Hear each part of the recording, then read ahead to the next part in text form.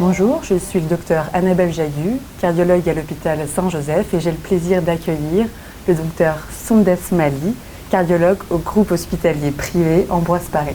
Alors tout d'abord une première question, quelles sont les grandes questions à se poser face à un syndrome coronarien aigu chez un patient atteint de cancer?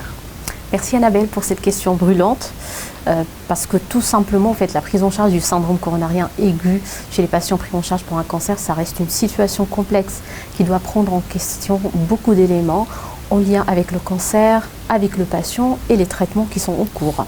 Donc, les premières questions à se poser, tout d'abord, c'est le type du cancer de ce patient.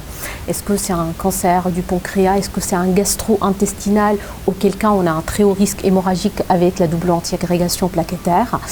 Le pronostic donc du cancer et son stade, parce qu'on sait très bien les patients qui ont un mauvais pronostic, c'est les patients à qui on va pas proposer de prise en charge invasive. La présence aussi d'une localisation métastatique à risque, notamment au niveau cérébral, qui peut être une contre-indication à une double antiagrégation plaquettaire en cas d'indication de revascularisation. Donc deuxième élément aussi très important à se poser, c'est le traitement anticancéreux en cours, parce qu'il y a pas mal de molécules qui sont à risque d'événements coronariens.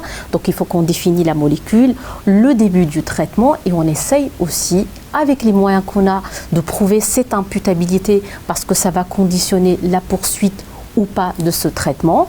Et troisième question ou grande question qui est très importante, c'est le patient en lui-même, l'état général de ce patient, les comorbidités, parce qu'on sait très bien un patient qui est altéré sur le plan général, qui est dénutri, avec beaucoup de comorbidités, notamment rénales, anémie, avec une thrombocytopénie, ça va être le patient le plus fragile, à qui peut-être dans certaines situations, on ne va pas proposer d'exploration et on va traiter médicalement, ou si on traite, on va proposer le traitement le plus safe pour éviter les complications pour qu'il puisse poursuivre son traitement anticancéreux.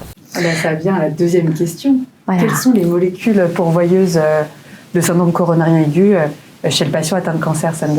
D'accord. Historiquement, on avait le fameux 5-FU qui reste le troisième agent anticancéreux le plus prescrit pour les tumeurs solides, avec comme équivalent en voie orale le Xeloda. En second, donc, on va passer à tout ce qui est immunomodulateur par le mécanisme de la thrombose. Et là, on voit de plus en plus des accidents coronaires avec les inhibiteurs de tyrosine kinase, notamment les inhibiteurs de la voie BCR-ABL. On a les classiques anti-angiogéniques de type Avastin dans les cancers colorectaux. Et de plus en plus d'événements coronaires maintenant avec les immunothérapies et le ratio d'athérosclérose accélérée.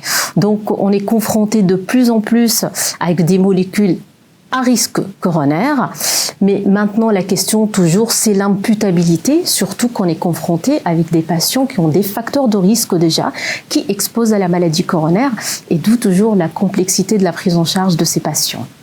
Je crois que c'est très très clair. Merci beaucoup pour cet éclairage. Merci Annabelle. Merci à vous.